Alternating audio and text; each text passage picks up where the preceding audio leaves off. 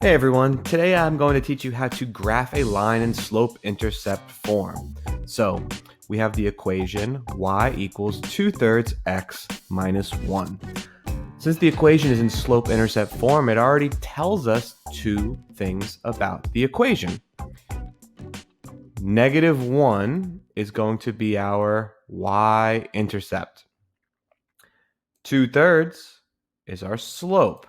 Now I'm going to bring that over here off to the side and write it 2/3.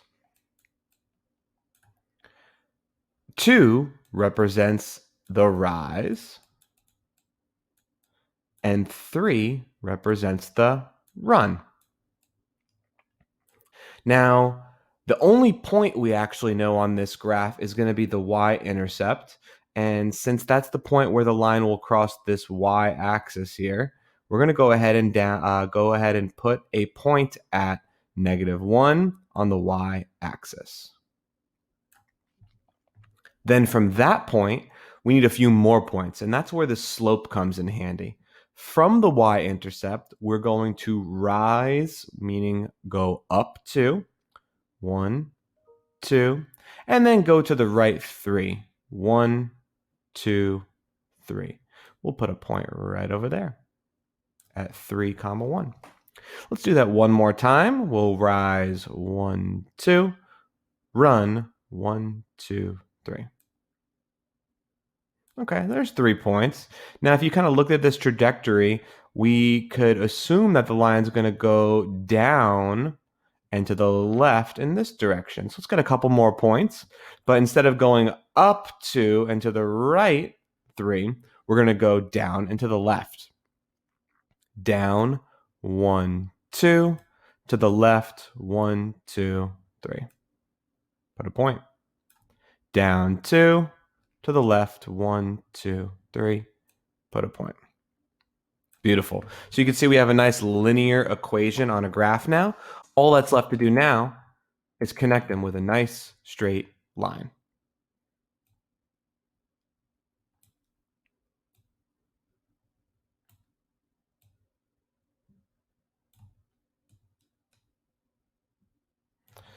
Arrows on both sides because this line goes on forever. All right, let's do another one, and I will let you all try first. I'll ask you to stop the video and press play after you've tried to graph the function. So let's go for it. Graph the equation y equals -3x plus 4. Stop the video now and try. All right, now let's see how you did. The equation tells us that the y-intercept is at +4.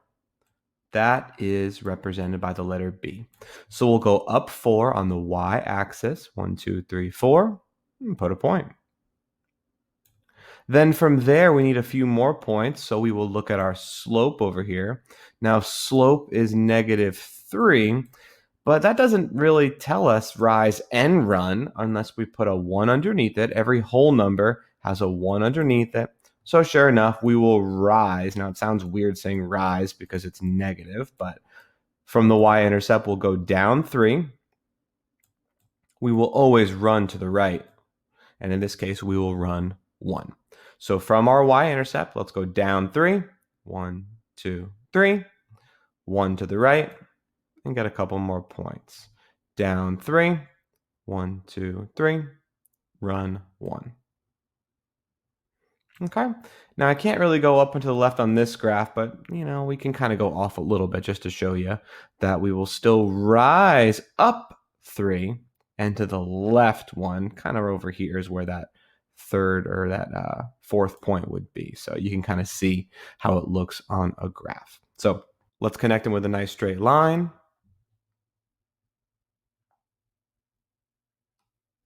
Arrows on both sides because this line goes on forever. And you just did it. You graphed a linear equation. How'd you do?